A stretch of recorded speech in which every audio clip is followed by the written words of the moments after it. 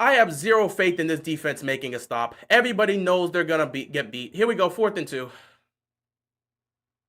Play fake. You got a wide open receiver. First down. Game's over.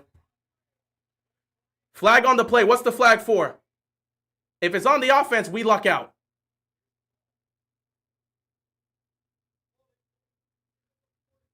Marlon Humphrey. Game over. Game over. All right, so it's time to talk about this team and really speak about how terrible they are. Because this team is not good. This team's not good at all. They are a talented group of individuals that don't know how to play like a football team. And we talk about coaching, and we talk about coaching. We talk about coaching all the time and say when the players are consistently playing this bad, we have to look at coaching. Because you can't have this amount of talent and play this bad. It wouldn't have mattered if that was incomplete. You get a holding call. The defense is awful. The defense is awful. Your defensive coordinator doesn't know what he's doing. At what point do we stand up and say it's time? It's truly time. Lamar, bro, it's done. It's truly time. It's over, bro. It's over. This is so bad. This is so bad. It doesn't matter how good the offense is. Look at this. Montgomery touchdown. This defense is so terrible. There needs to be a conversation now because they have all this talent and they can't play. If you're serious about being a contender, it's time to fire your defensive coordinator. If you're serious, which again, I don't think you're a contender. Most of the fan base don't think you're a contender. In fact, we know you're not a contender. Contenders don't lose like this. You're not a contender. Shatter those dreams now. Right now, you're not even a playoff team. Cincinnati, even though we know with Joe Burrow's situation, they're 2-1. Pittsburgh's 2-1. You're about to be right down at the bottom at 1-2 with Cleveland. And guess what? The boogeyman is back. The team you can't beat. You're facing off against Kansas City next week at Kansas City. We know you can't beat the Chiefs. So you may be 1-3 coming up soon. At what point do you have a conversation and say, you know what? It's time to make a decision. We need to fire our defensive coordinator. 38 points given up. 38 points given up from this defense. 38 points. 38 points given up. You were faced off against two high-octane offenses, and your defense gave up 41 to the Bills and lost, and 38 to the Lions and lost. This right here is so bad.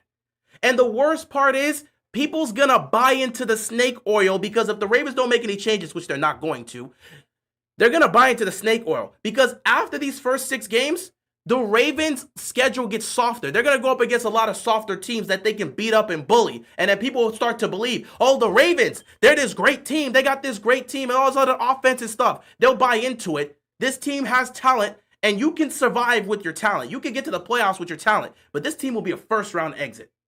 This team will be a legitimate first-round exit.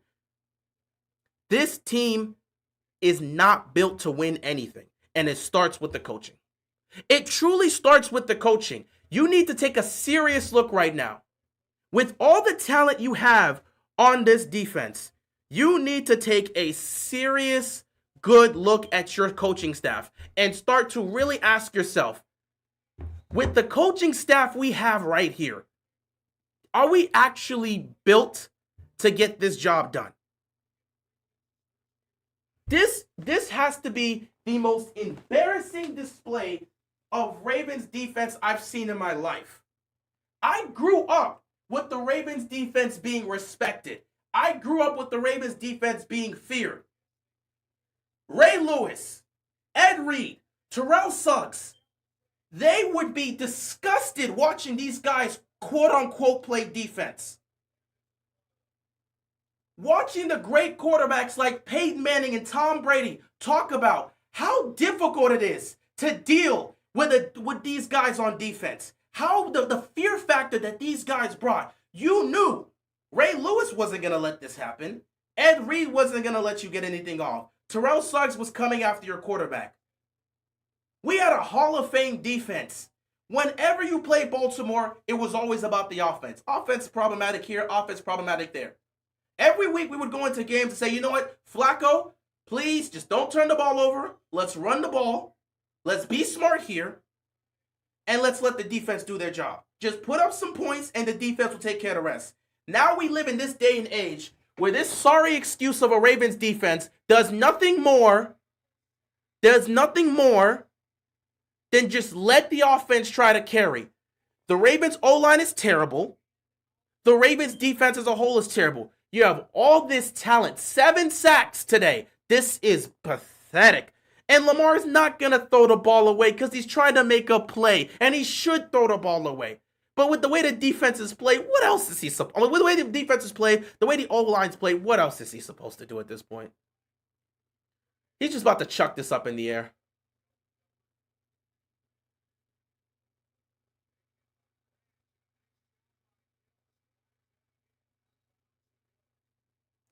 This is so bad, bro. And the worst part is these guys, they're so narrow-minded, they're so close-minded, they're not going to address this. They're not. There's going to be nothing that's going to be addressed. And you know the fun part about this? We're on a short week. Because we played Monday night, we have to play Sunday in Kansas City. What time are they going to have to address this? This team is not built to win. The Ravens are not built to win anything significant. And again, it starts with the coaching staff. You have all the talent in the world, and you don't know how to use this talent. You sat back and let this offensive line revert to this without addressing it. You sat back and let your defensive coordinator do, like, this is pathetic all around. It doesn't matter what the Ravens are trying to do offensively now. With 46 seconds left, the game is over. It doesn't matter. They're trying to play this level of, let's get in the end zone, kick the onside kick. It doesn't matter. It does not matter. This is just empty calories right now. It's just empty calories. Nobody cares. You've lost this game. It's empty calories. But this right here is the most prime example as to why this team is not going to do anything come January. They will beat up on smaller teams. They will beat up on bad teams. Shout out to D, the official, with the donation. Appreciate it, man. Watch the Chiefs torture us, bro, on both sides. The Chiefs defense is going to have a field day with us, bro. This is just beyond embarrassing, man. This is beyond embarrassing. We grew up with the Hall of Fame defense. This defense is what represents the franchise. It's what represents the organization. It's what represents the city. We can deal with bad offense. We grew up on bad offense. What we can't deal with is bad defense. This is one of the worst, if not the worst, defenses in football. And Baltimore just used a timeout. You know what that means? Game's over. Because you just used a timeout, the game is over. Empty stats. Eric DeCosta, you're standing there watching this nonsense. At what point are you going to make the move to save this? You have to make the move to save this. This is beyond help at this point. This guy is one of the primary guys that has to go. You need to take a good look at this coaching staff and really assess yourself. This is not a team that's built to win anything. It doesn't matter what you try to tell anyone. This is not built to win anything. You're just floating it wide open, touchdown. Who cares? The game is over. It doesn't matter. The game is over. Nobody cares. The game is over. You're padding your stats. Who cares? The game is over. Go for 2 all you want. You're not going to get the onside kick. The game is over. This is a complete joke. For our defense to be we've played 3 games this year, and our defense has given up 41 and 38. We've played 3 games this year, and you've given up 41 and 38. I don't understand. I don't understand what it's going to take for this organization to wake up and make some serious changes. They're going for 2 because what they want to do is if they get the 2-point conversion, they kick the onside kick, miraculously recover the onside kick, and then they could score a touchdown. They kick the extra point to win. That's what they're trying to do. But it doesn't matter. I don't care if they get the 2-point or not. The game is already over. Who cares? Who cares? Who cares? You don't get the 2-point conversion. Flag on the play. Who cares?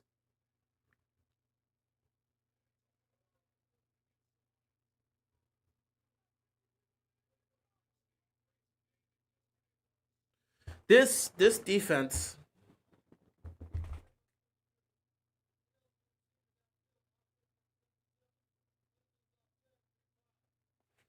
This is bad, man. This is really bad. This is really bad. The Ravens, it doesn't even matter what I'm telling you right now, if this team does not make significant changes, this is going to be another wasted year, which it seems like they're perfectly fine with. I told you guys in week 1 that the Ravens are snake oil, don't trust them, and that if they don't make significant changes, they're not going to win anything. You were warned of this. They're not even trying anymore. Like, it doesn't even matter anymore. Who cares? This is so bad. You have all the talent in the world. You have all the talent in the world, and you can't even utilize it as a team. That's what makes this embarrassing. They're content with being trash. They won't address anything here. They won't fix this. They're content with this nonsense. Zachary Orr's defense was terrible last year. It's been terrible so far this year. Will they address it? No. Will they fire him? No, because they'll stick with this. It's the Ravens' way nowadays. We don't actually address problems. We just stick with it. We're content with losing. That's fine. Marlon Humphrey, and this is what makes me really look at the Ravens and say they're all talk. Because you weren't hearing this type of crap from Ray Lewis or Ed Reed or Terrell Suggs. Those guys let their actions speak. Funny enough, Ray Lewis let his words and his actions speak. But Marlon Humphrey started running his mouth, talking about how they had a talk or a meeting as a whole, and they addressed and said if anyone on the defense is not doing their job, they will be benched. So I guess everybody on the defensive side should be benched, right? Because none of you guys are doing your job. And I guess that includes Marlon Humphrey, because he didn't do his job. Like, I'm just asking this. Like, in terms of this conversation, y'all been doing nothing but chirping. Y'all been doing nothing but chirping. The onside kick is recovered so easily by the Lions. Game over. Ravens are 1-2. The Ravens are 1-2. But yeah, Marlon Humphrey was running his mouth talking about, we had this talk. We're holding each other accountable. If you're not out there playing and you're not out there doing your job, you will be benched. So is everybody going to get benched? Because none of you guys are doing your job. Everybody should be benched. Because nobody's doing their damn job. And you know, the funny thing about it is, this is how you know this team is divided. Marlon Humphreys talked about taking accountability and how everybody needs to do their job. And if you're not doing your job, you need to be benched. They asked Kyle Hamilton about it. And he wasn't really in agreement. He said, that's Marlo's opinion. That's not really mine. We're already disconnected. We're already disconnected. We are literally disconnected as a football team. Our 2 best players in the defense aren't even on the same page. Marlo's talking about if you're not out there doing your job and executing, you will be benched. They literally asked Kyle Hamilton about this. And he wasn't in agreement. He's like, well, that's Marlon's opinion. We're not on the same page. Our defense is not on the same page. They keep talking over and over again about miscommunications. If you can't get this done, get a coach in here that can discipline these guys to get it done. If you don't want to be on the field and play, get off the field. You couldn't make a single stop to save your life, defense. You gave up 2 90-plus yard drives. Lamar, I don't even know what to say about you today, bro. You were fighting for your life. We could sit here and say throw the ball away a million times, and I agree he should have thrown the ball away. But he's watching this defense fold, and he knows the pressure's on him to deliver, and we can't deliver. I don't know what to tell you. I absolutely hold some of this on Lamar for holding on to the ball too much. But he didn't turn the ball over. We have 2 losses on the season, and our quarterback hasn't turned the ball over once. But our offensive line can't block. Our running back has turned the ball over he's fumbled the ball 3 times, and our defense can't make stops. We used to talk about this a few years back. If Lamar plays perfect or doesn't turn the ball over, we're going to win the game. Our quarterback isn't making a single mistake out there, and we can't win the games because our defense is giving up 35-plus points. Lamar got sacked 7 times today. What do you do with this? At the end of the day, it's going to be one of those nights where you look at it and say statistically, how did you lose this game? Lamar Jackson, some of this is stat padding. Anything the third touchdown and any of his stats in the final 5 minutes was just stat pad. Well, final 3 minutes was stat padding. We already know that. But Lamar Jackson, from a statistical standpoint, because people love watching the box score, Lamar Jackson 21 of 27, 288 yards passing, 3 touchdowns, no interceptions, a passer rating of 148. Lamar didn't turn the ball over once. We've played 3 games of football. Lamar hasn't turned the ball over once, and we're 1-2. Is Henry gonna get benched? At this point, you start having conversations about him. You don't bench Henry because, again, that's their main back. But that's a perfect example to talk about. Also, when I talk about Henry going to get benched, when I'm talking about the aspect of benching, that was Marlon Humphrey talking about the defense. No one on the offense said that. The defense apparently has that rule, not the offense. But a conversation has to be had about Derrick Henry because this can't keep happening. He's far too good. This is a future Hall of Fame running back, and he's doing this? Unacceptable. Where's Keaton Mitchell? Marcus, you just asked the best question. I'm not quite sure how to help you with that. Alexa, silence. No one called for you. There is no Alexa, call. silence. Dog. Jacob, Lamar held onto the ball for 12,000 years. That's terrible. But Lamar also held onto the ball because, one, his defense is not helping him. He's feeling the pressure that he has to deliver, and then the offensive line's not doing his job. But did Lamar hold on to the ball? Absolutely. Does he deserve criticism for that? Yes! 100%. Lamar, throw the ball away. Lamar actually is he's probably the quarterback that throws the ball away the least. Because he's Lamar Jackson, he feels he can make the play every single time. And that's not always going to happen. Lamar Jackson, the only thing I'm going to criticize Lamar for today is holding on to the ball. At least 3 of those sacks are on him because he kept holding on to the ball. So Lamar, you take part of this blame because you held on to the ball for far too long. Throw the ball away, live for the next down. You've got to be better. But whoever asks where's Keaton Mitchell, you just asked the best question of the night. You want to know where Keaton Mitchell is? He's inactive. For some reason, we can't get him in the game. Our parasite of a head coach, John Harbaugh, which I've been using, that's been the apparently the popular title that I've been using this year with John Harbaugh. Our head coach, John Harbaugh, refuses to play Keaton Mitchell because it's a numbers game. We just don't have the numbers. So it's okay to have some practice squad guy out there, but we don't want to use Keaton Mitchell. It's clear through 3 games we are overusing Derrick Henry, and he's starting to feel the pressure of us overusing him. We thought Keaton Mitchell would be implemented into this offense so we can have a nice 1-2 punch. Derrick Henry being the thunder, Keaton Mitchell being the lightning because of his speed. Instead of using Keaton Mitchell like a smart team would do, we are out here not using him. I mean, what are we doing? What are we doing? Idiocy. Keaton Mitchell is 100% healthy. He could help this team. He's standing on the sideline, and we're doing nothing about it because our head coach decides it's a numbers game. We don't need to use him. How's that working out for you? How's that working out for you? How's that working out for you? Keaton can't block. Who the hell cares if he can't block? Isn't that what Justice Hill's for? You're not going to use Keaton Mitchell in pass attempts. If you're going to run the ball, then use him. He's a running back. Use him to run the ball. You split the carries between Derrick Henry and Keaton Mitchell to run the ball. In pass protect, you use Justice Hill. Why aren't you using your talent properly? Explain that. This is stupid.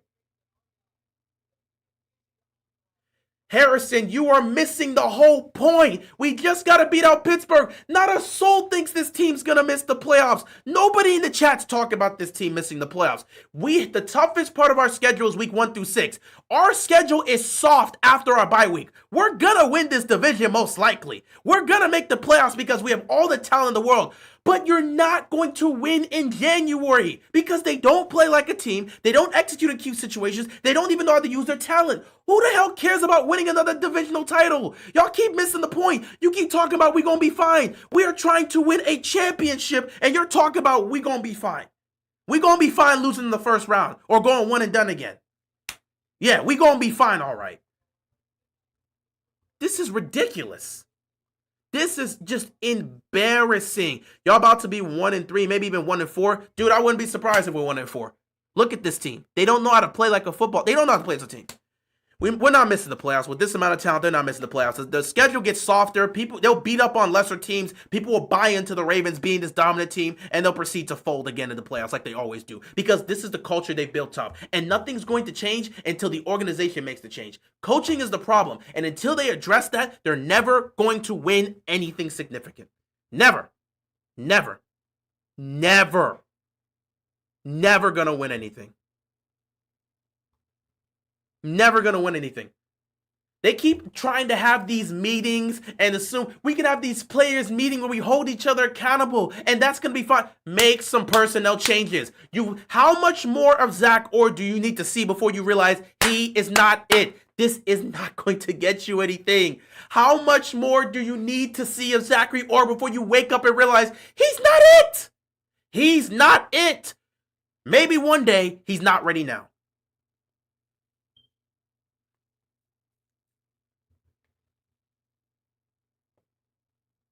Can't get mad at Lamar for doing things that make him great.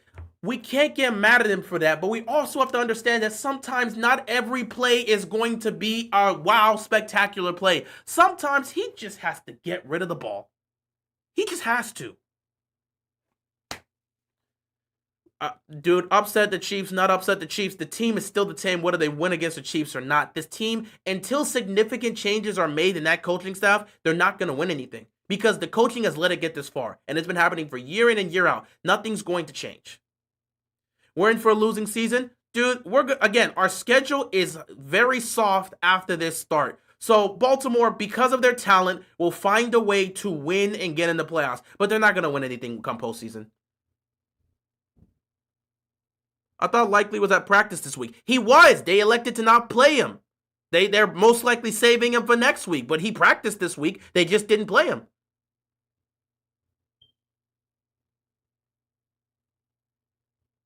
This is just pathetic. Our season is going to be bad, bro. We have a crazy schedule, too.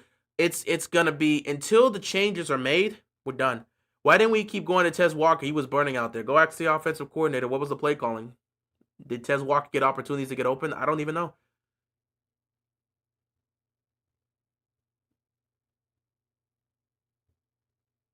Henry got 12 carries. He's not overused.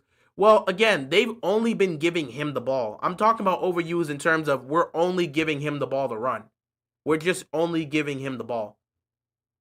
So what I'm saying, I'm saying he's also messing up. Jock, he's absolutely messing up. 3 fumbles in 3 games. 2 of them lost. He's absolutely messing up. But I'm also pointing out that we've been giving him all the running carries.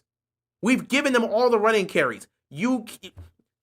Part of this is to relieve Derrick Henry. The other part of it is to mix things up. We run the same way with Derrick Henry every single time.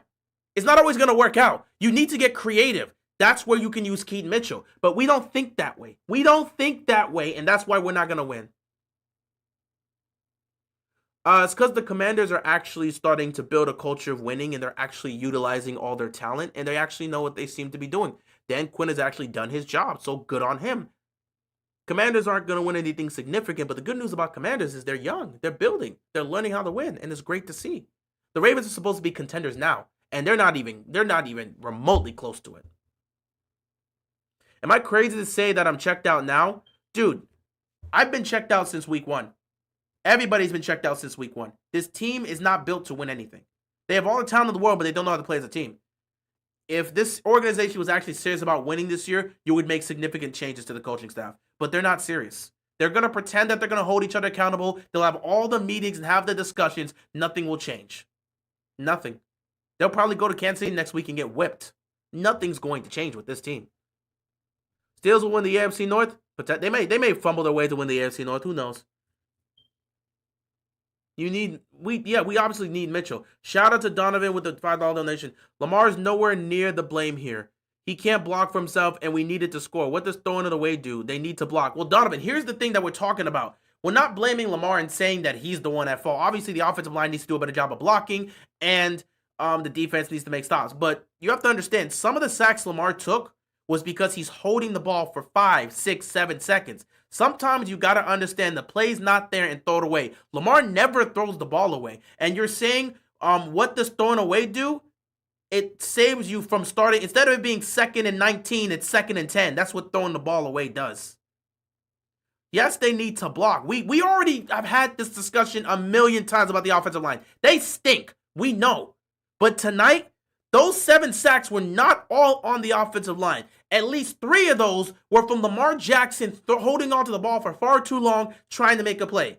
Sometimes you have to understand that the play is just not there. The pockets collapse. You got to throw the ball away. And Lamar Jackson's Lamar. We know he can make these plays. But if there's one thing I want Lamar to start doing a little bit more, if it's not there, get the ball out of your hands. I'm not saying he's always got to do this, because this is Lamar Jackson and he's going to make plays. But he's not going to make every single play. Sometimes you've got to throw the ball away. You have to. You cannot hold on to the ball for a million years. You know your offensive line is not going to hold that long. You have to get the ball out. You have to. He wouldn't have to throw it away every play. He wouldn't have to throw it. You're not understanding. We're not saying every single time he takes a snap, oh, pressure immediately comes, he has to throw it away. We're saying there's times where Lamar is standing in the pocket for 5, 6, 7 seconds. He's not taking off. He's not breaking out to the outside. He's standing in that pocket. Nothing's there. You've got to throw it away. We've talked about this with other quarterbacks. This isn't new. I get wanting to be defensive over Lamar, but this isn't new. We've talked about this with other quarterbacks. Bills fans used to talk about this with Josh Allen. They said Josh was doing too much, trying to be Superman every single time, back when he didn't have an offensive line that could protect him. When his offensive line was not protecting him, Josh would hold on to the ball for far too long. He would hold on to the ball for far too long. And because he's holding on to the ball, and nothing's there, you got to get rid of it. Wide receivers get locked up. We all know exactly why he's holding on to the ball. We all know why. If receivers were open, of course we would have it. But dude, if nobody's open, at some point you can't hold on to the ball that long.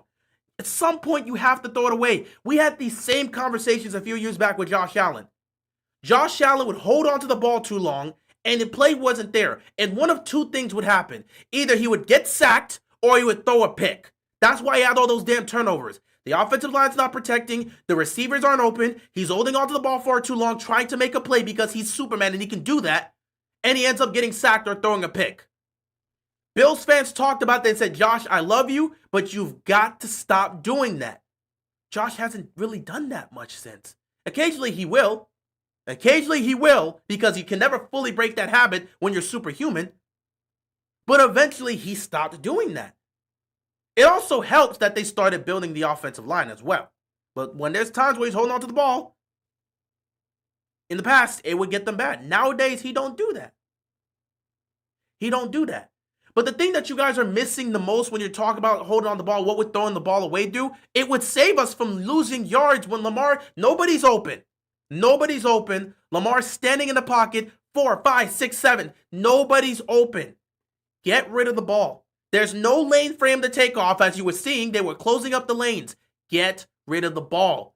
Live for the next play so we can start 2nd and 10 instead of 2nd and 19. This is the thing, y'all. I get it. Nobody's saying Lamar is the reason we lost. Lamar is the last reason we lost. I don't even put any real blame on him. The only thing I hold him accountable is for holding on to the ball too long, and that's an issue. That's a habit he's been doing for far too long, and we ourselves have talked about and said, hey, we need you to stop doing that a bit too much. So that's not even just a today thing, it's a thing overall. But Lamar has nothing. He didn't turn the ball over. Lamar did not turn the ball over. We played 3 games this season, and Lamar has not turned the ball over once. I'm not putting any blame on Lamar. He hasn't turned the ball over once. But in terms of holding the football, we have to discuss that and say, hey, Lamar, you got to live to play another down. If it's not there, throw the ball away. We'll go to 2nd and 10. It's the same thing we talked about with Josh Allen. And that's where all these turnovers were coming.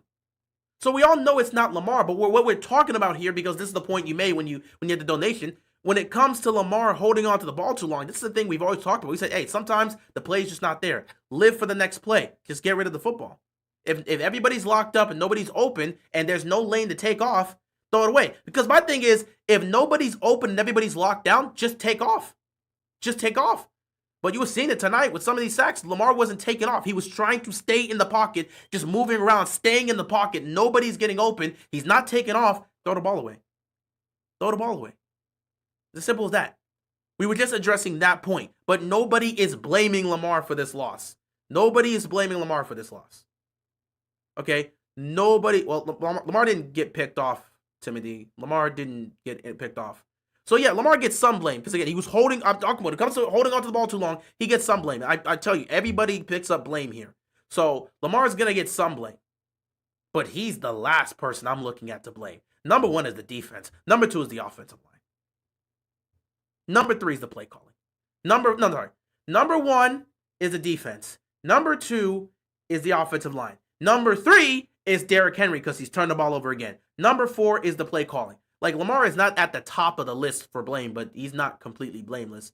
You can't hold onto the ball for 8 seconds. And if there's no lane to run, you've got to throw the ball away. We get it. He's one of one. He's Lamar Jackson. But you're not going to make every single football play. You're not going to make every single play. And we know that. Just have to address that. Now let's actually get back to who's actually the blame, because I saw that chat right there. I just wanted to make sure we address that. It's not just one. Like, I just wanted to address that because that was where the donation came from. But in all honesty, Lamar is far from being blamed here. But it's all about the defense. The defense is the number one aspect to blame.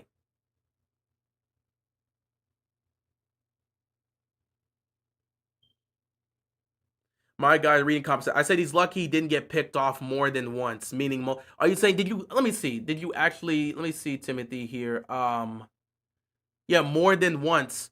That's still, you sounded like you're insinuating that he got picked. Who uses that in the statement saying he's lucky he didn't get picked off more than once, as if he had already gotten picked off? You could, at better way, you rather phrase it more and be like, he's lucky he didn't throw multiple picks in the game with the times he's put it up in the air. But saying he got picked more than once is insinuating like you're saying he got picked off once. He's lucky he didn't get picked off more than once. That's like me saying Derrick Henry's lucky he didn't fumble the ball more than once because they were swiping at his arm. You see how that sounds?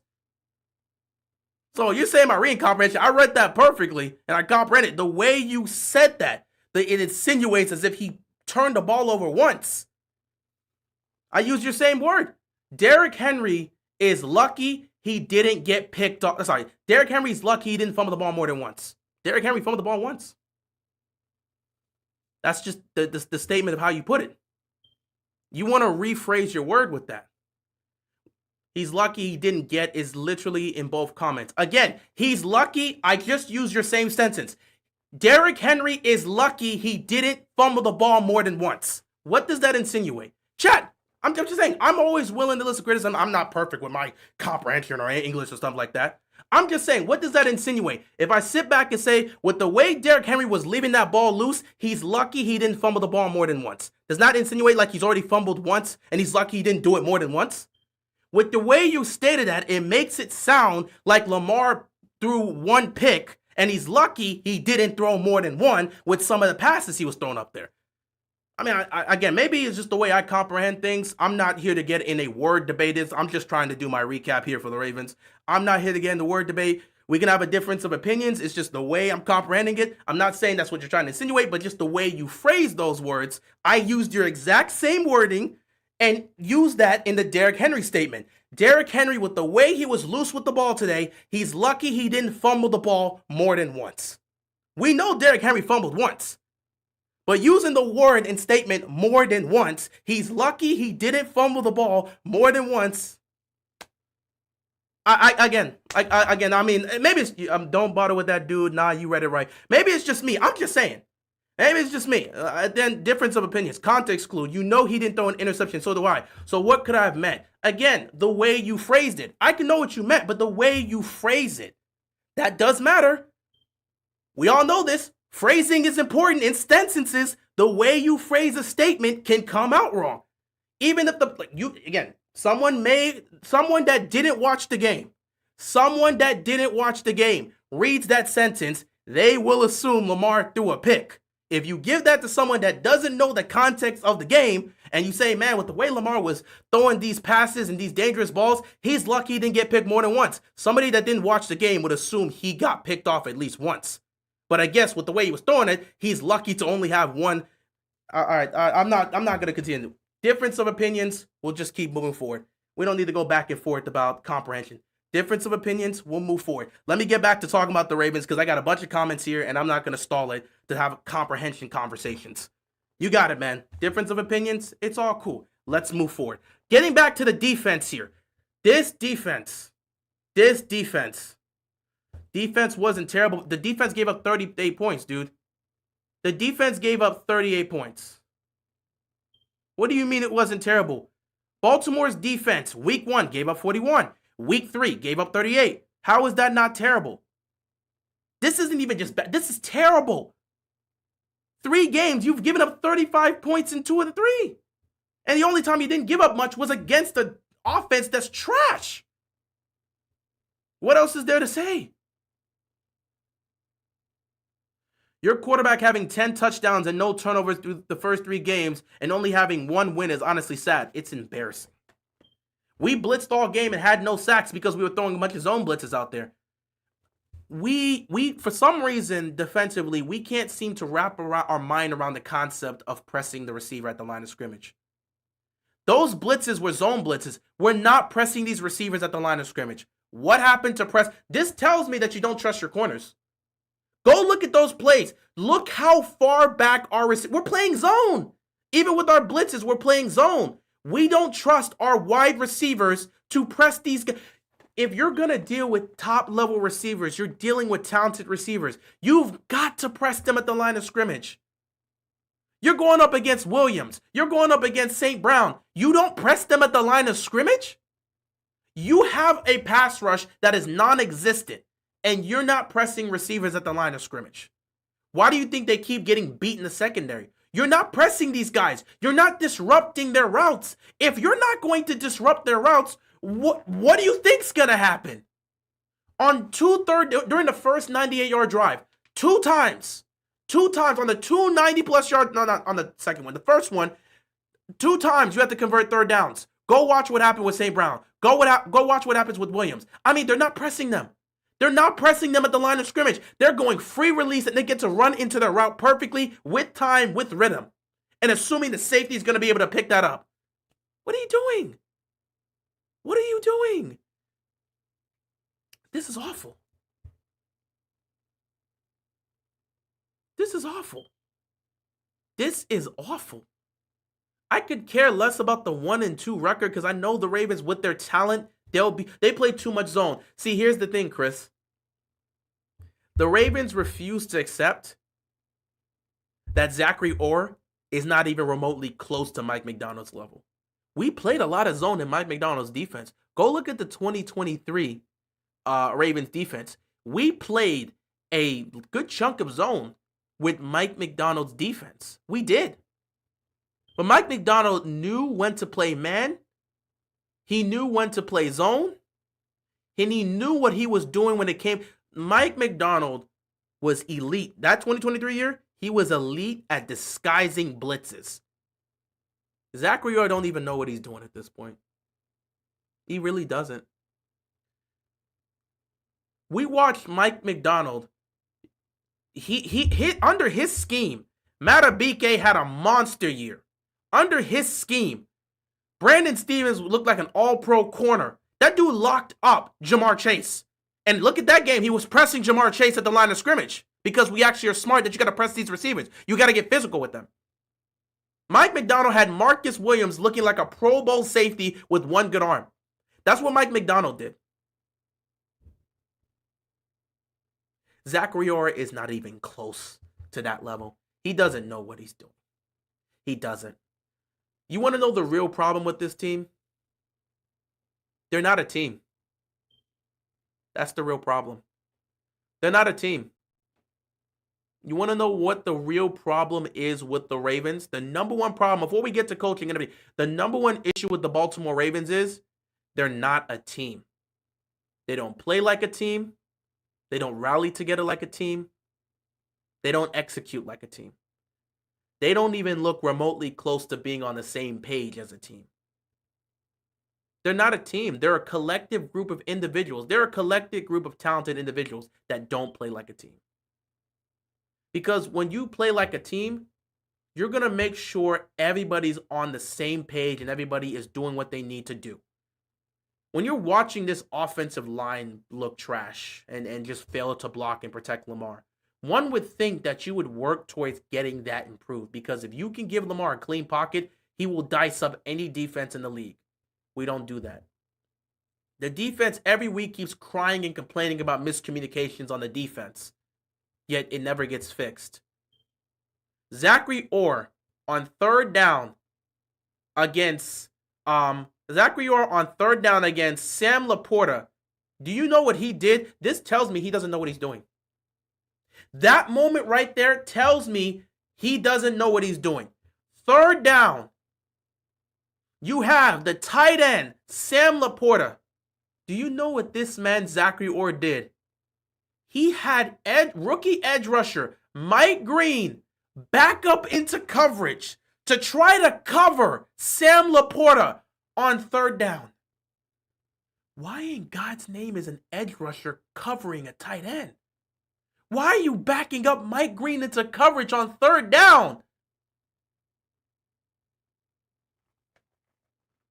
That lets me know Zachary Orr doesn't know what he's doing. He's not built to do this. At least not yet. Maybe someday he will. But he's not built to do this. He's not built to do this. He's not built to do this. Jay, part of that is correct. Lamar doesn't want to run. He's so past that. His arm is, again, the way Lamar nowadays, he's first of all, Lamar has said this on several occasions. He doesn't really like to run. He'll run when he needs to, but he doesn't really want to run. He wants to throw touchdowns. He's more focused on throwing the ball than running. He doesn't want to run. But in this game tonight, dude, I can't lie. You got to give credit to the Lions. Buddy, he tried to run. There was no blocking from the offensive line. And those defensive tackles, every single time, they dropped him. Every single time they dropped him. Can we get a call-in show? I need to work on that because, I don't really give out my number like that, but I need to work on that. I really do need to work on that. I need to get to a point where I can really do a call-in. If I can't get a call-in, I definitely may have to use some other software, because I would definitely love to bring you guys up and hear about this, because every week I do my therapy session. I started this therapy session thing where I stream and we talk about the wins and the losses and how we feel about certain things. I absolutely am trying to get, if I can get this together, because anyone that's been on my channel knows sometimes, man, there's just days where my freaking stream is just not streaming. But I'm trying to get my software, I'm trying to get my streaming software to the point where I can actually bring you guys up. And I can bring you up. Make a Discord. I may have to look into that. I'm going to have to ask about that, because I don't know too much about managing a Discord. So I may have to ask around about that and really get that together, because I would definitely love to do that for the community, especially for things like this, because it would definitely be great to be able to bring you guys up in situations like that.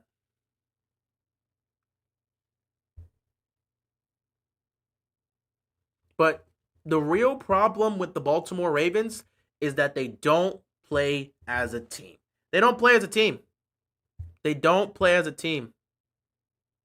Dude, we already know they're going to lose in the playoffs. They don't play as a team, dude. They don't play as a team, and they show. They don't play as a team. They don't play as a team.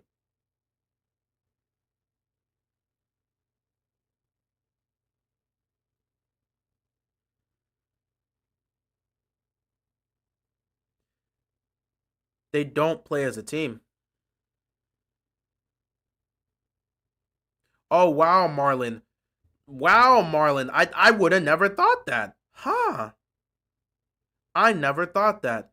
Marlon Humphrey on the defense. We're just not very good. Really? We're not very good. Huh. We're not very good. Interesting. I would have never thought that. They don't play as a team. Shout out to Donovan with the $2 donation. Do we even know that they'll get to the playoffs? The Ravens' schedule is so soft. The Ravens showed in week 2, Donovan. They beat up on bad teams. They bully bad teams. This team, let's actually take a look at the schedule to explain to you guys why this team will probably still find a way to make the playoffs, but they would absolutely be snake oil that you don't trust.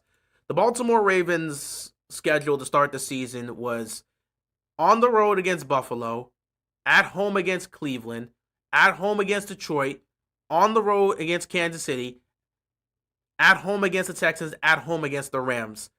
If I was to be a bet, the Texans are not a good team right now. They'll win that game.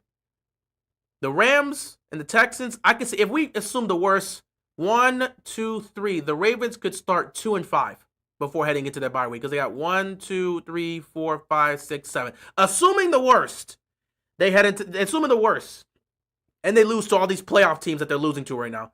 Assuming the worst, the Ravens headed to the bye week at 2-5. After that, they got Chicago, they got Miami, they got Minnesota, they got Cleveland again, they got the Jets, the Bengals, the Steelers, the Bengals again, the Patriots, the Packers, the Steelers. It's a bunch of bad teams, Donovan. If there's anything this sorry excuse of a football team known as the Baltimore Ravens can do, is beat up on sorry teams.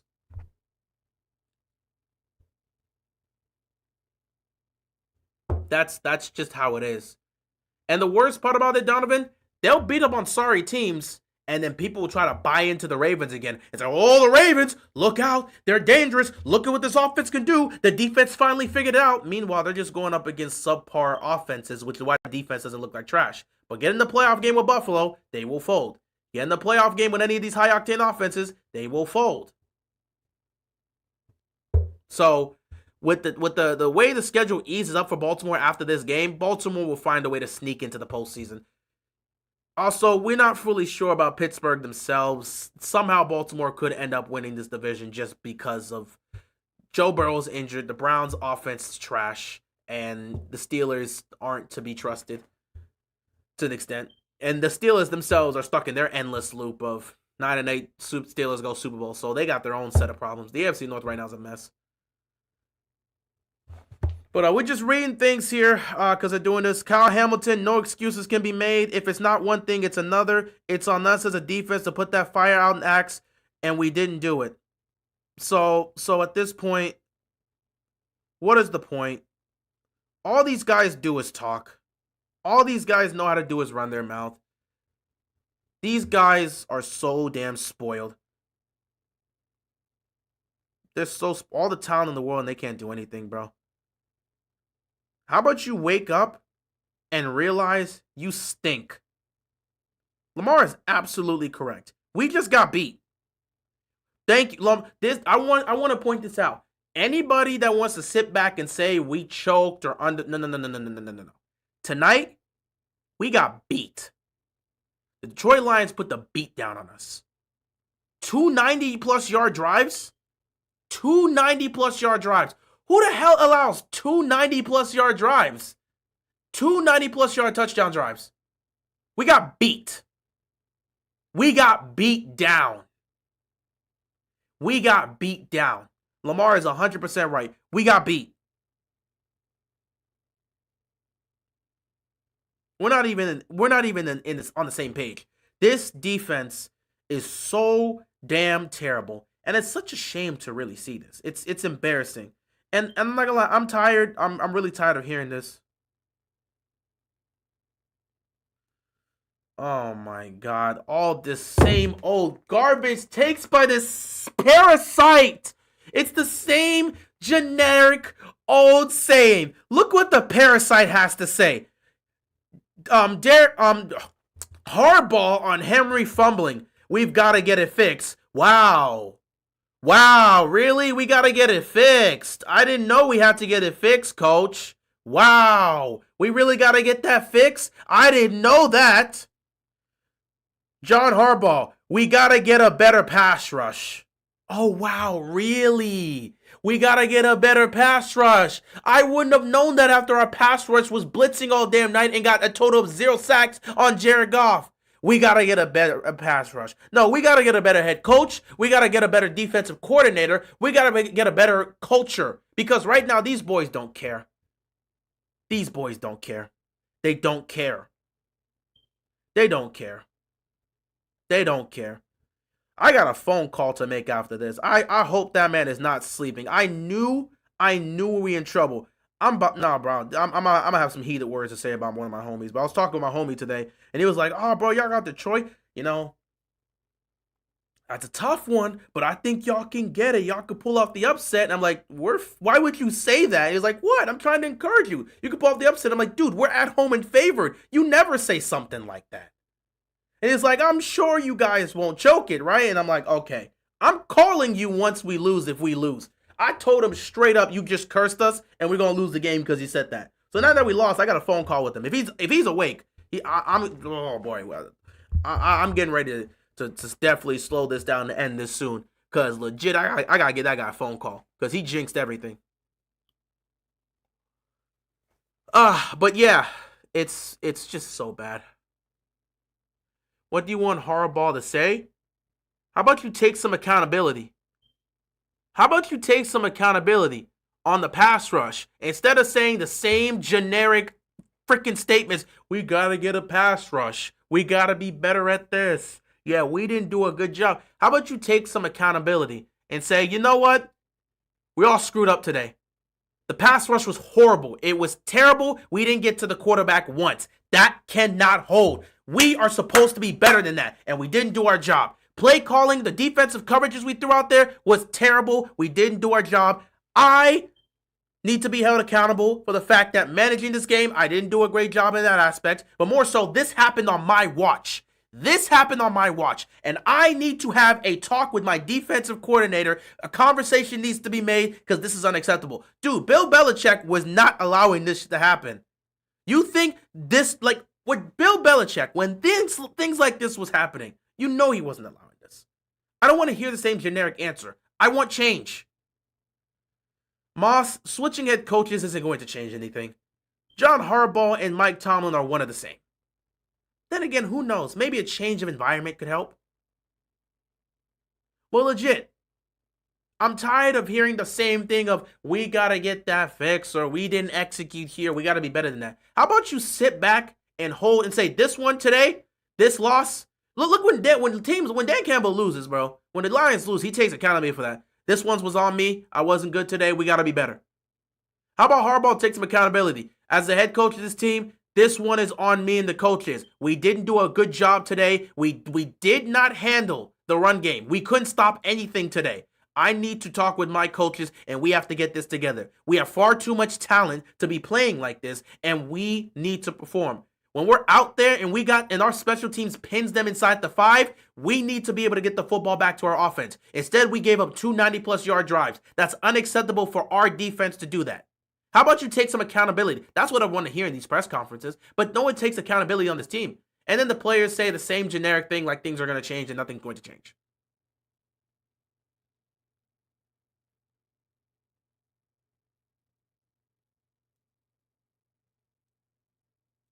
And I've been saying this for a long time. I don't know if you're new to the channel. I've been saying this for a while. The coaches never take accountability here. I've been calling for Harbaugh's job because he never takes accountability. I've been saying this for a while now. So, hey, and pull up to some of our streams, man. We try to stream every Ravens game. Pull up to that, man. We have all these type of conversations about the team, the coaching staff never taking accountability at all. John Harbaugh never takes accountability. Never takes accountability. We've been talking about this for a while now. But yeah, it's just the same old story. The Ravens come out here and do the same thing. Montgomery 70 yards up the middle of the defense. I've never seen the Ravens defense play this bad. But yeah, welcome to the channel, bro. We let me tell you right now.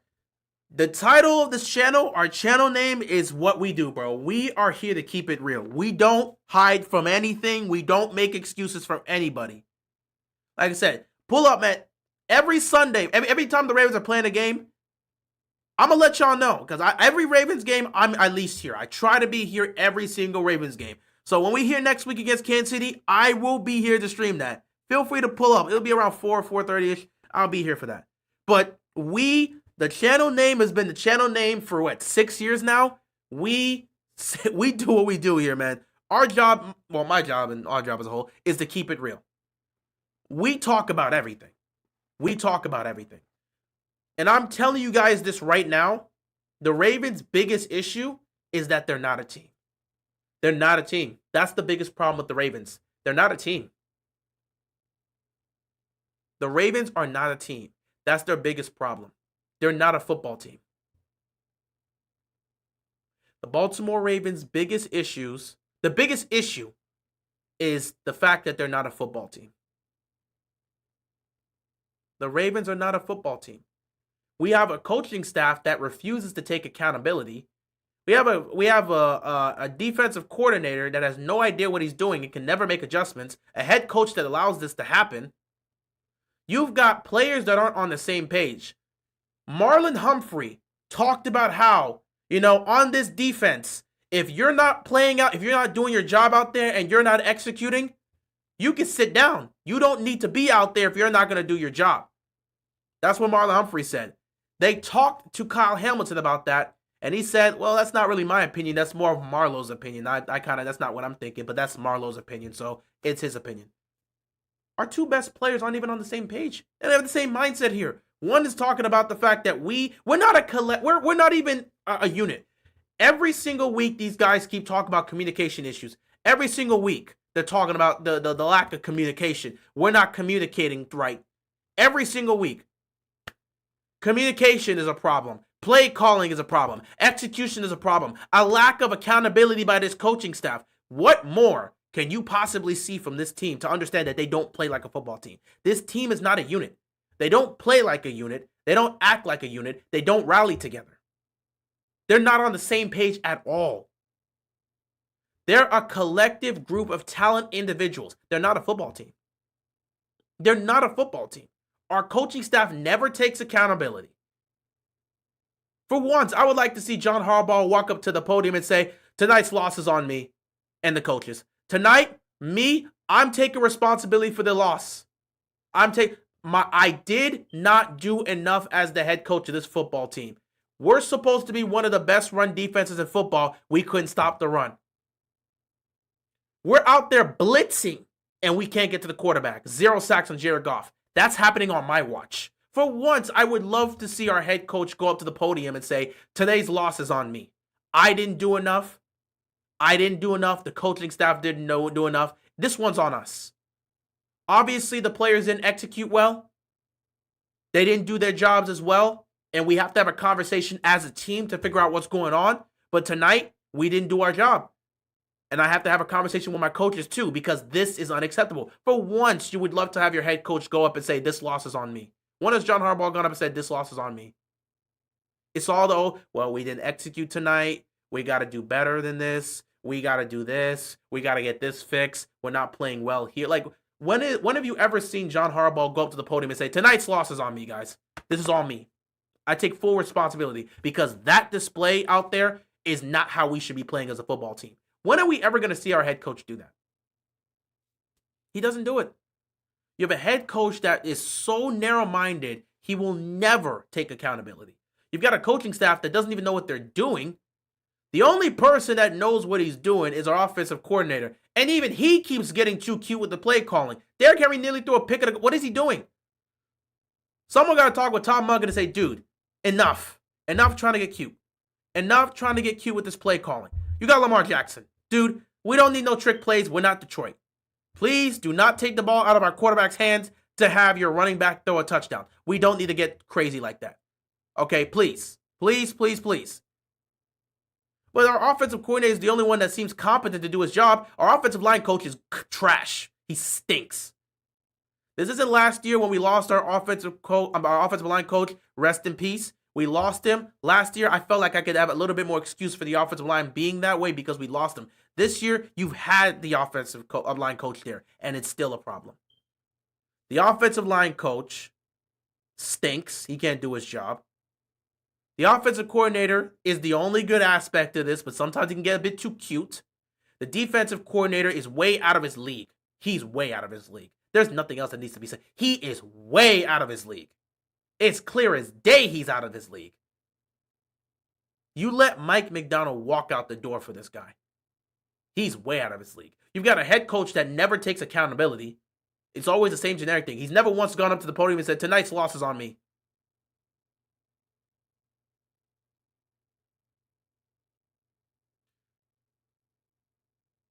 You talking about serious? Look when everyone in the league does it. This ain't the 2000s. Dude, we can't execute that play. That's the problem.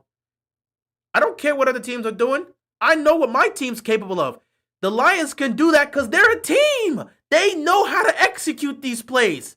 They know how to execute these plays. They know what they're doing. They've been doing it for a while now. That is a united unit that knows which plays they can do. We saw that in 2022 when the Chiefs were at their highest and at their most powerful when the chemistry was there. They were freaking doing ring around the rosy. Who was it? Against the Raiders or the Broncos? They were doing ring around the rosies on a crazy play when they were just running around the circle. They got the chemistry to do that. They're on the same page as a unit to be able to do that.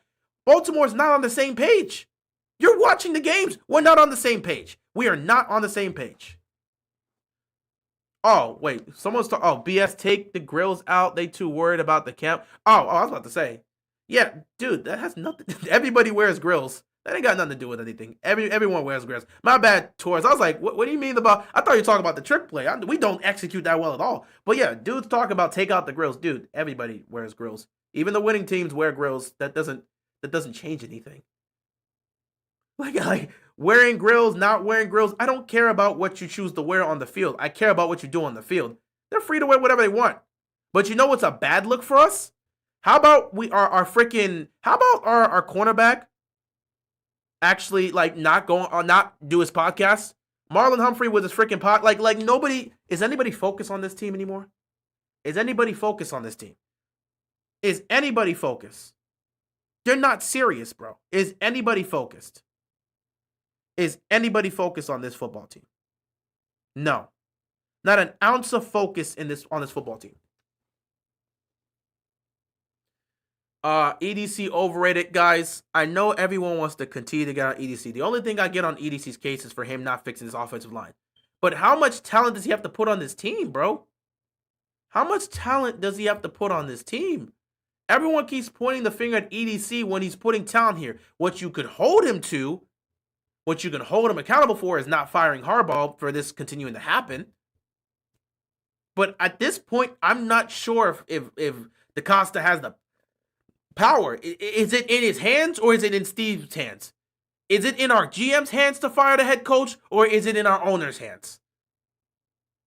Because if it's in our GM's hands, it further proves that I was correct in saying EDC doesn't have the guts to fire his best friend and neighbor. If it's in the hands of the GM and saying, again, I'm not saying, normally, yes, the GM can do whatever he wants, but I'm saying, like, if it's in the hands of our GM, that means EDC doesn't have the guts to fire him and will never do so. If it's not in his hands, then it comes down to the owner. And guess what? That will further prove why I'm saying the owner doesn't give a damn about winning a Super Bowl. He only cares about money. He don't care about this team winning. They got 2 rings. He can bank off of that. We keep getting updates and updates in the stadium. They've updated everything in that stadium. They keep making money over there. He's rich. He's making millions, if not billions at this point. He's good. He's good. He's not worried about this team. And the fun part about it for him is we're one of the winningest teams in the league. It don't matter if we don't win a championship. He's making money. You got Lamar Jackson as your quarterback. Who the hell cares about winning a Super Bowl when you're that rich, right? If the owner really cared about winning, he would have got rid of Harbaugh already. But he don't. He don't. So no, I'm not going to hold EDC accountable because he's putting all the talent here. He's bringing this talent to Baltimore. He's just got a coaching staff that doesn't know what to do with this talent. And there's no discipline here. There's no care. There's no care. There's no care. There's no care. It's the same thing every year. No care, no discipline, same nonsense. And then they go to the podium after sticking up the joint and do the same thing over and over again. No excuses can be made at this point. Dude, we don't care at this point. This is just, no, it's so bad, bro. It's so bad. It's so bad. It's so bad. It's just so bad.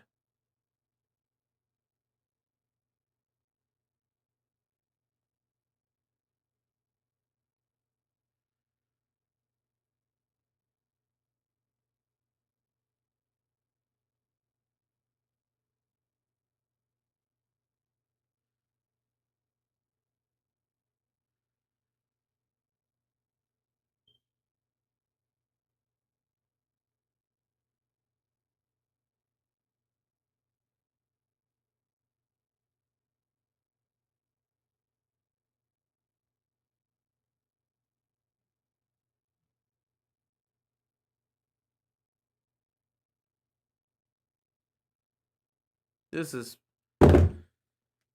so embarrassing.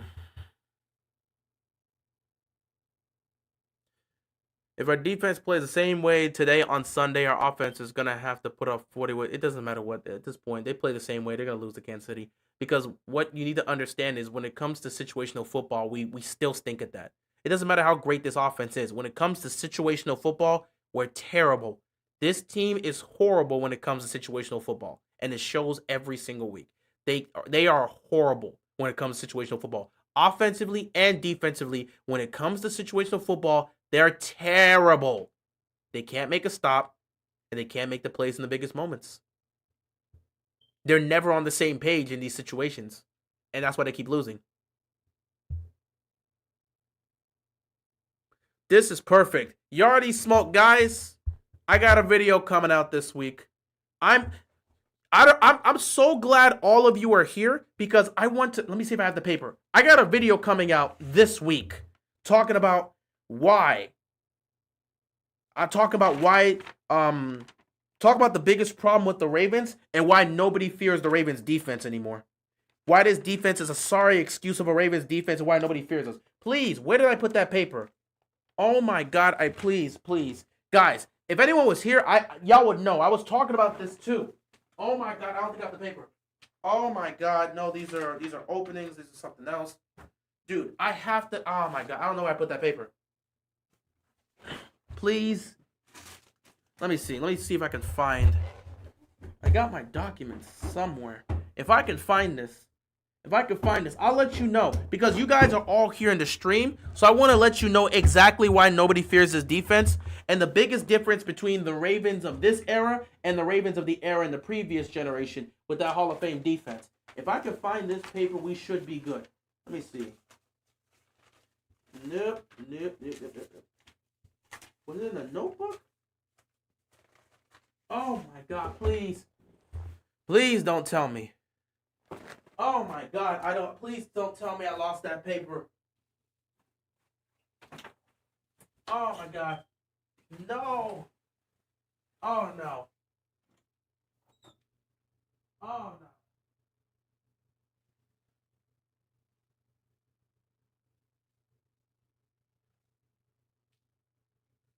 Oh no, bro. Is it in my bag? Oh, bro, this is crazy. Nah. Yeah, Steve doesn't care. He doesn't care. He's making money. He's rich. He doesn't care about the team winning anything. He could give a damn less. Damn, where is it? Where is it? Oh my God, please.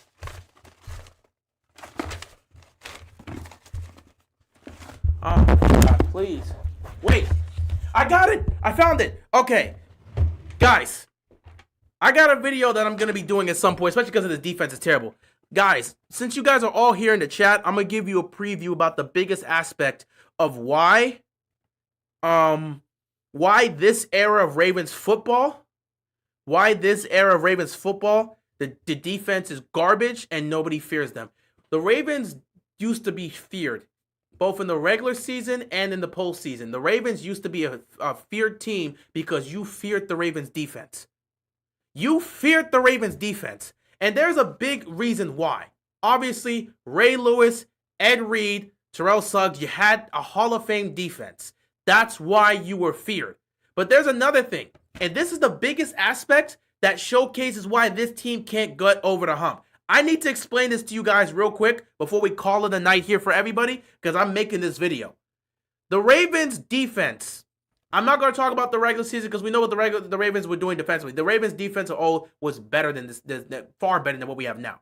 But here's what you need to understand. The Ravens defense. What made them different in the playoffs compared to this current gen trash of a Ravens defense is the fact that they can make stops, but most importantly, they can create turnovers. I'm going to let you know this right now. Let's start with the Ravens of this era. From when Lamar 2018 to now. This is the amount of turnovers the Ravens have had in the playoffs. 2018, 1 turnover. 2019, 0 turnovers. 2020, 1 turnover. 2021, they didn't make the playoffs. 2022, 1 turnover, 2023, 0 turnovers, 2024, 0 turnovers. This means that the Ravens defense during the Lamar Jackson era forced a total of 3 turnovers. They created 3 turnovers. And one of those turnovers didn't even happen with Lamar on the field. That was 2022 when Tyler Huntley was a quarterback. So in the Lamar Jackson era, the Ravens defense has created 2 turnovers in the playoffs. 2 turnovers created in the postseason by this sorry excuse of a Ravens defense during this era. The only time the Ravens defense actually felt like the Ravens defense was 2023, so I excuse that one. But in the Lamar Jackson era, the Ravens defense has created 2 turnovers in the playoffs. And you're wondering why we can't get over the hump. Let me talk about the Ravens defense during that 5-year period when we were one of the most feared teams. We went to 2 AFC championship games and won a Super Bowl from 2008 to 2012. Here's the amount of turnovers the Ravens defense created in the postseason. And I'm making this video, so I'm just trying to share this with you.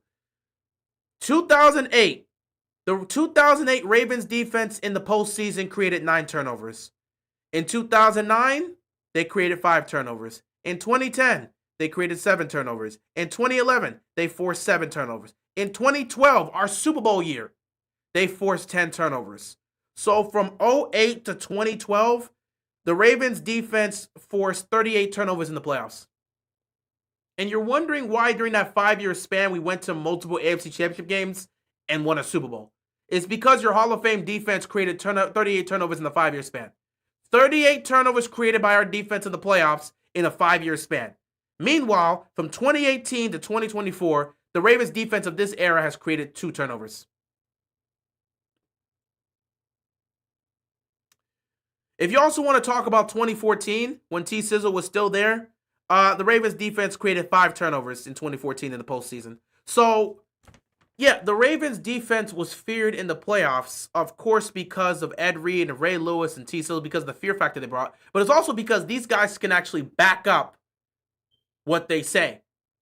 38 turnovers created by this defense in the postseason from 2008 to 2012.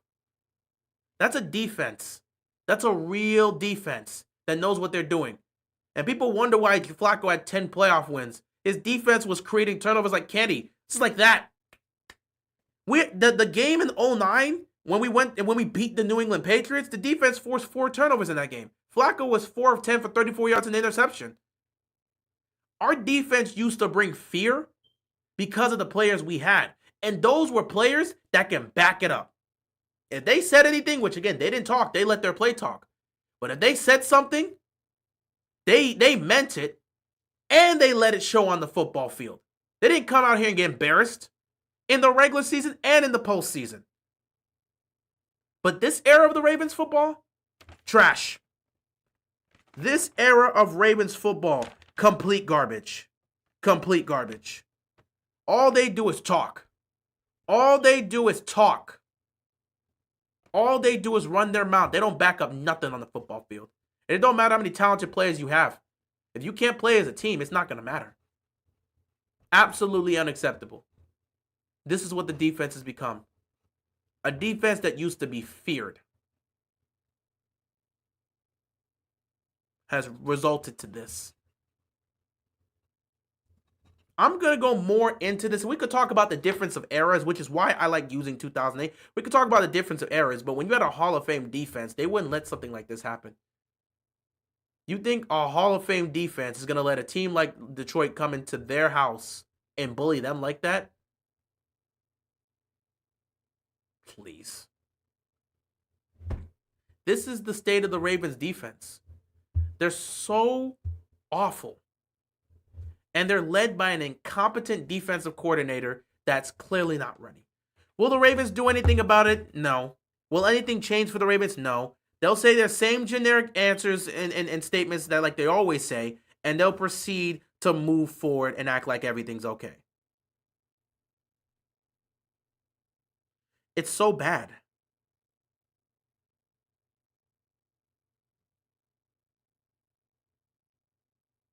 It's so bad. It is so bad. The Ravens defense is terrible.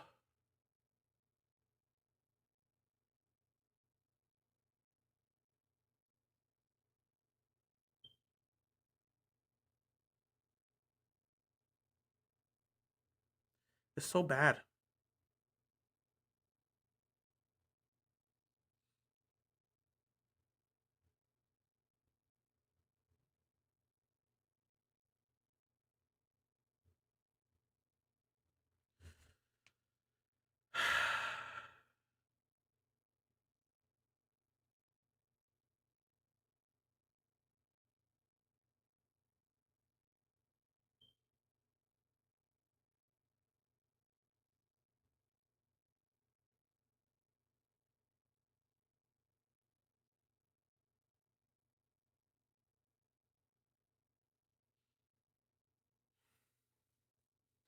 It's so bad. It's really bad. I don't know what else to say, guys. We've been streaming for 4 hours now, and it's 12 o'clock. Actually, it's 12:22. I don't want to hold you guys here forever. I have to do a recap video, but I think I'm also gonna probably look to cut this whole aspect and talk about this. Just for anyone that missed this whole live stream. Tune in tomorrow because we will probably be doing our therapy session tomorrow, and it's gonna be interesting. Yeah, I'm getting ready to end it. It's been a lot, John. We've been talking a lot. A lot of fans are genuinely pissed. So, they're tired of watching all this talent go to waste, and it's been so bad. It has been so bad. So I'm gonna end it here. Um, I don't want to continue to keep you guys up, and I'm gonna see you guys later. I definitely have to. I definitely have to probably wrap some things up as well. Maybe make a recap video briefly about this. Get ready for tomorrow. We'll call it here. It's late night here. This loss is terrible. It'd be so fun. Like again, I'm so over this team, and I know they're not going to win. I've come to accept that. The Ravens showed me who they were in week one, but it's just it disturbs me. It bothers me so much to watch the Ravens defense play football, knowing what this franchise was built on. This franchise was built on defense, and they're embarrassing everybody. You can't even look this defense in the eye and say they're good. They're garbage. And that's the garbage that they have to carry around every single week. Complete trash led by an incompetent defensive coordinator that doesn't know what he's doing. He's talented, he's young, and he can get it together. But he's not ready for this stage yet. And the more you try to force it, the more you're going to get crap like this. He's not ready. And because he's not ready, he looks like complete garbage. And the city's tired and done with him. Will the Ravens make a move? No, because that's not the Ravens' way. At least not in this era. They're not going to make any moves. They're not going to make any changes. They'll say the same generic answers they always say to the media and get back to work on Thursday. Because, well, I got to get back to work on Wednesday. Excuse me, not Thursday. Get back to work on Wednesday. Prepare for Kansas City. Pretend nothing happened. We'll put this loss past us and we'll be good. But when they go get whooped in Kansas City next week, maybe that'll be a wake-up call that it's time to make some serious personal changes. Will it? No. Honestly, I'm seeing a lot of Ravens fans say they'd rather miss the playoffs if it means John Harbaugh will get fired. And honestly, they keep playing like this, they'll miss the playoffs. Back-to-back years, man. We start the season 1 and 2. Back-to-back years. Starting the season 1 and 2. And now we got to go on the road to a tough environment against a team we don't like to try to win. Last year, it was in Cincinnati and we won in overtime. This year, it's in Kansas City. I can't wait to see how they blow this. With that being said, guys, I appreciate you tuning in. Thank you so much for pulling up to the stream. Thank you so much. I appreciate the support. We're not done talking about the Ravens. We are going to be continuing. I have to definitely talk about this team, make my recap, and go from there. I probably have to make another short as well. But we'll be back for the therapy session tomorrow. This team has truly failed Lamar, and it's sad. 6 sacks given up by the O-line. It was 7 sacks. And 2 90-plus yard drives in the same game, and that's crazy. And that crazy fumble by Henry means while Lamar, again, puts up a perfect game, it means nothing at the end of the day. It's just empty numbers. When you lose, it's just empty numbers. With that being said, guys, thank you so much for tuning in. I appreciate you guys pulling up for the stream today. The Ravens find a way to humiliate themselves and embarrass the fan base every single week, and this is no different. So congrats to the Baltimore Ravens on finding a new way to embarrass yourself on national television. Way to go. We're so proud of you. With that being said, guys, take care. Be safe. I hope you guys cool off, enjoy Tuesday. We will be back here tomorrow for the Week 3 therapy session, and I know a lot of Ravens fans are going to need it. So I will see you guys tomorrow. Everybody take care, stay safe. Don't let this loss affect you too much. Move on to something. Enjoy the rest of your night. Go take a nap, whatever you got to do. Just move on from this. With that being said, guys, good night. I appreciate you all. Thank you so much for tuning in. That's all I've got. Be sure to stay